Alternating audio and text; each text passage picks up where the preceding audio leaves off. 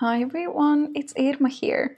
Visual Composer is full of useful elements and features, but sometimes you do need to add custom CSS or JavaScript, and you can do it right from the front-end editor. It's available at the page settings, and there are two options, local and global. Local is going to apply the changes to the page you're currently working on, but global will apply changes to the whole website. To demonstrate, let's add an extra class name to these buttons. I'm adding the same extra class name to both, so any further changes would be applied to both of the buttons.